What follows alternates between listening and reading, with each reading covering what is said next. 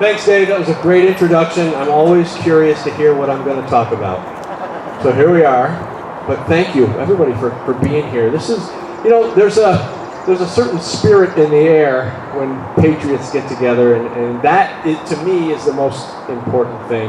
That's the thing that makes me keep coming back and wanting to be here. I want to talk about a couple things. Like Dave said, I talk a lot about the narrative, the anti-gun narrative, and how they use vocabulary, how they use propaganda, how they use, rhetoric to convince people to fear guns and hate gun owners. And the media has been culprit in forever, for as long as I can remember. So there's a couple things right now. First of all, I want to tell you about a couple bills that Democrats and unfortunately, a few Republicans have brought. One is 7910. It's HR 7910. Now this one includes a lot of different stuff. It includes an age requirement for firearm purchase. So in other words, anyone between 18 and 20 can under this bill would no longer be able to purchase a gun.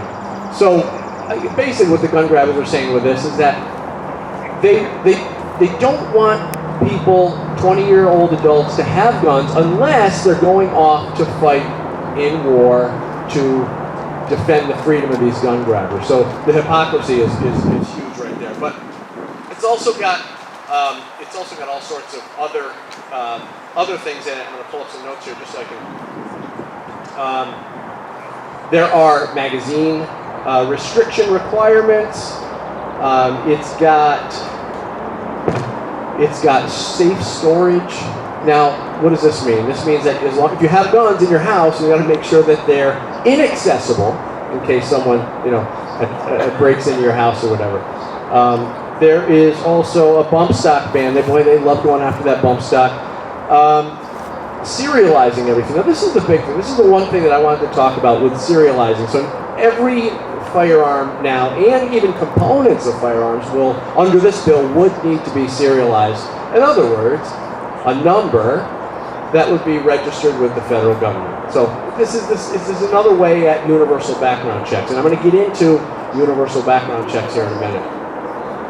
Another bill, 2377, is what we call the red flag bill. People are familiar with red flags. Extreme risk protection orders. What extreme risk protection orders are is a way to confiscate guns without due process. In other words, somebody can say that you're a risk to society or you have mental issues, and your guns can be confiscated without due process. So you have to go to court then to try to defend yourself and regain your good name. So that's red flag laws. Now, so the two things that I want to talk about today are the universal background checks and the red flag laws and how they work together. If you'll notice, these laws, these bills have been pushed simultaneously, in tandem, and there's a reason for that. So what we'll talk about first is the red flag laws. You hear them talking about mental issues and people being a risk to society.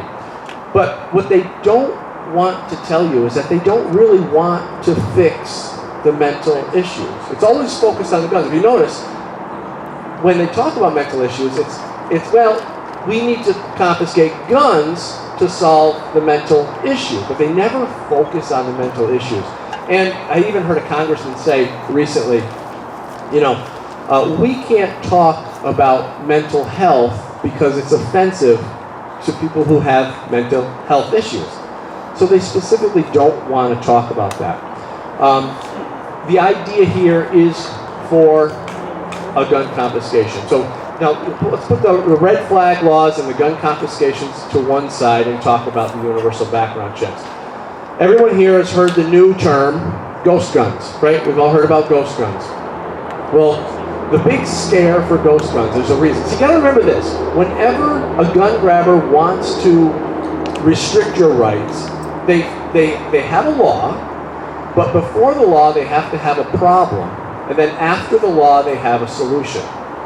So the problem with is ghost guns. So they're trying to make ghost guns a problem. Now, ghost guns really are just a guns that can't be tracked or traced by the government. And the last time I looked, the Second Amendment didn't say the right of the people to keep and bear arms, as long as the government knows who has the guns and where they're located. It wasn't part of the deal.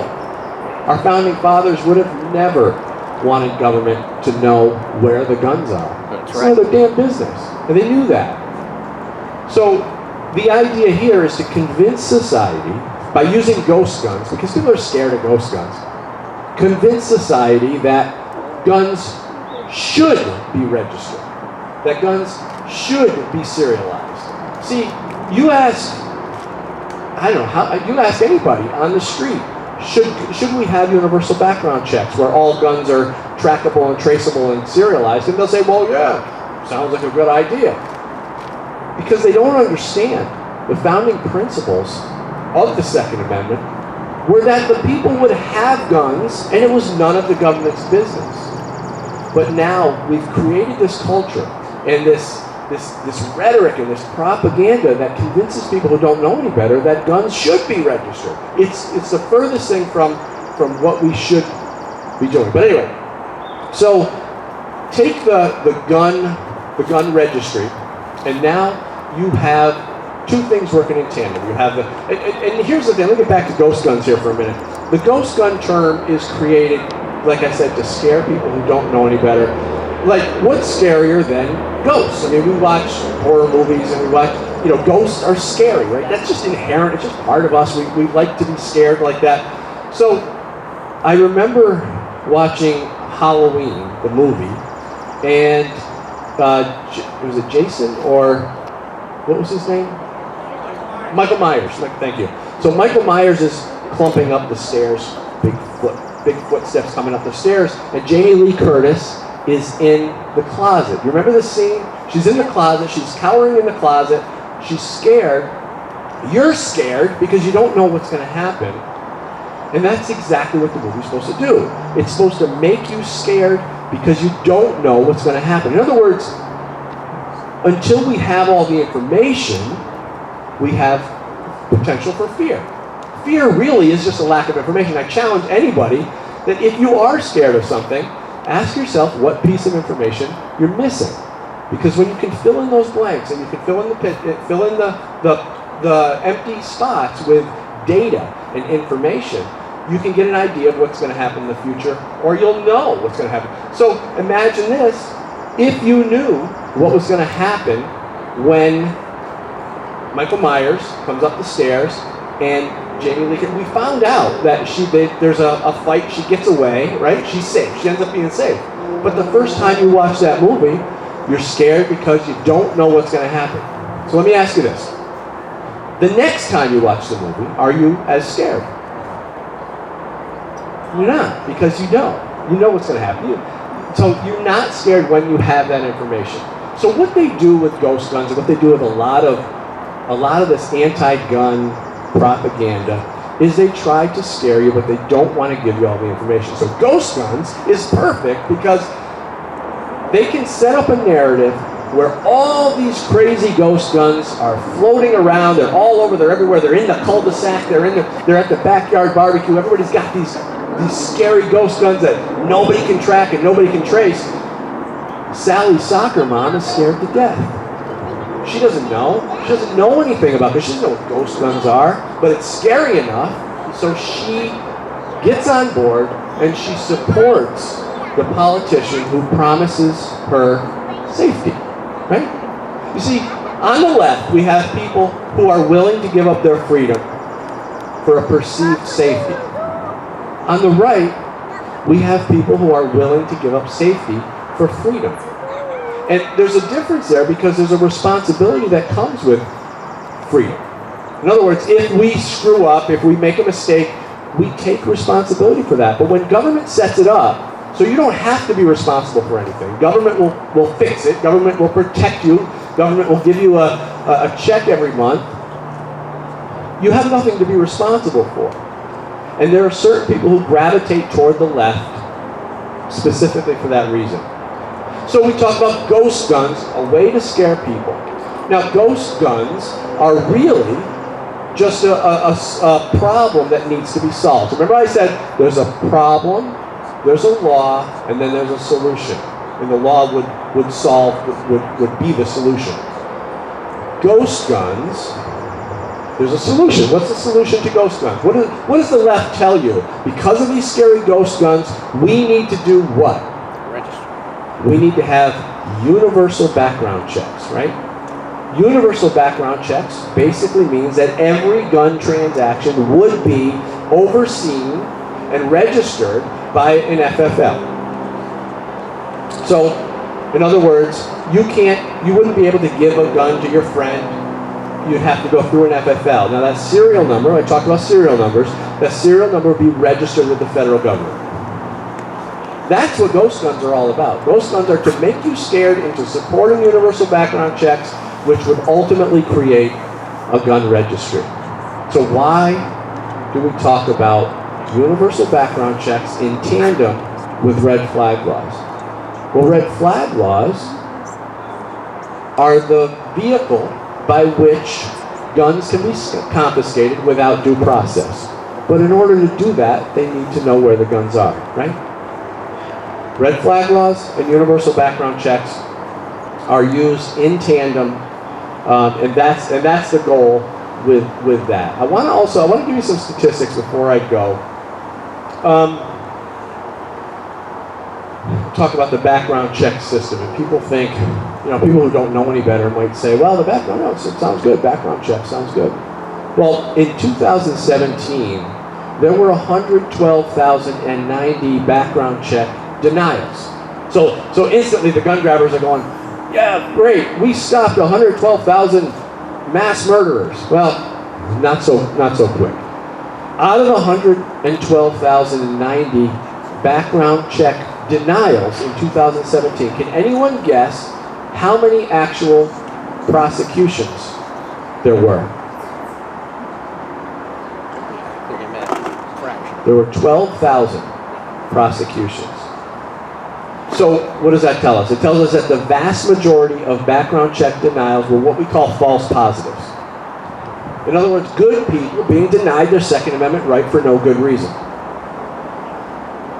Good people being potentially put in danger because they couldn't exercise their God-given right, and they were denied purchase. And I can tell you plenty of stories of people who were waiting for their gun permit, for instance, and were killed or injured in the process.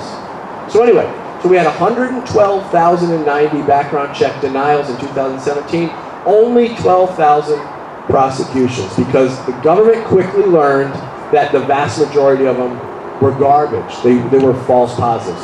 So now, out of 112,090 background check denials, how many do you think were actually prosecuted? Oh, I'm sorry, the 12,000 was investigations. How many were actually prosecuted? There were 12. Out of 112,000 background check denials, only 12 people were prosecuted. That means only 12 people who shouldn't have been purchasing a gun in 2017 were stopped. But 112,000 of them were also stopped. And they weren't bad people, they were good people. They were people who didn't deserve to lose their Second Amendment right. And so we got this information from the Government Accountability Office. It was on their website for 2017. So I went, and some other folks went, and we looked, and we said, well, okay, so what happened in 2020 with background check denials? And it was pretty interesting because they didn't publish the background check denials or the actual prosecutions. And we come to find out, but in the media, they were touting the fact that there were 300,000 background check denials. So that was the big media push in 2020. Look how many killers we stopped. But we find out that it was the same percentage of actual prosecutions. It was only 44 in 2020. So the background check system doesn't work. But they do want it. Because they want a gun registry. They want to be able to know who's got guns, where they're located, and they want the red flag law so they can confiscate them at will. the background check system, the portion of people who would not pass a background check, 85% of that pool of people are illegal immigrants, by the way. So if we were to do away with Trump's wall, actually have Trump's wall, we would reduce the pool of deniable people by 85%. So you wonder why they want that open border? It also helps them with criminal activity. It helps them with more background check denials. Because when the government says we got all these background check denials, they don't want that number to go down.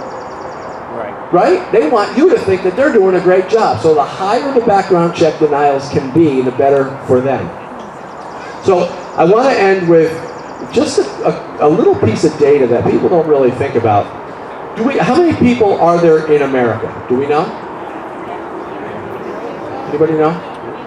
About 330-ish million? About 340 million. 340 now? Yeah. Wow. And how many that we don't know about? Almost 4. Almost 400 million. You're probably right. I got some numbers here for about 330. Do we know how many violent attacks there are in America every year? Anybody? No? It's not something that we would regularly know, but there's about 1.2 million acts of violence every year. And if you include burglary, robbery, and stuff like that, you're up to about 4 million. But we'll just take the 1.2 million violent attacks. We have 330 million people in the country. We have, and if you got your calculator out, you can do the math on this, 330 million divided by the number of violent attacks, which is 1.2 million. And your odds of being the victim of a violent attack are about 1 in 275. Is somebody doing the math on that? It's about 1 in 275. So I don't know about you, but I don't like those odds. 1 in 275. To me, gun ownership, and here's another thing. I want to give you one more piece of data. So we have this information now. We have 330 million people. We have 1.2 million violent attacks. We have about a 1 in 275 chance of being the victim. And some people will say, well, I live in a nice part of town, so my odds are different. Well, yeah, your odds might be better, but that means that somebody who lives in the south side of Chicago, their odds just got worse. Because the number of people in the country didn't change. The number of violent attacks didn't change. So we want to try to take this information, and to me, it looks like a net positive for gun ownership, because there are also 2.5 million defensive gun uses per year in America. This was a study by Gary Kleck. He's a Florida criminologist. The anti-gun lefties hate this study. But it showed that there were 2.5 million defensive gun uses in America. Now that sounds pretty good. I mean, I'd like to know that defensive gun uses is actually much higher than gun-related deaths, which were about 14,400 gun-related deaths when you take out suicides.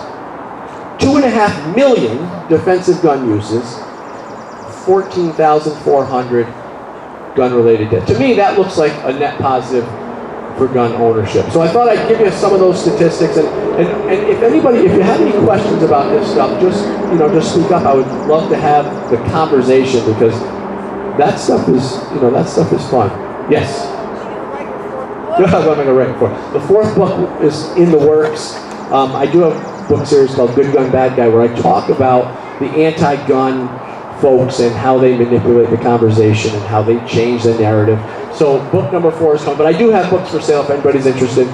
And so I just wanted to leave you with that. Keep your eye on HR 7910. It's a very destructive gun bill. If you can call your representatives, please do. In HR 2377, they have passed the House, but have not passed the Senate yet. And we're hoping that we can fight it back. So, thank you very much, everyone.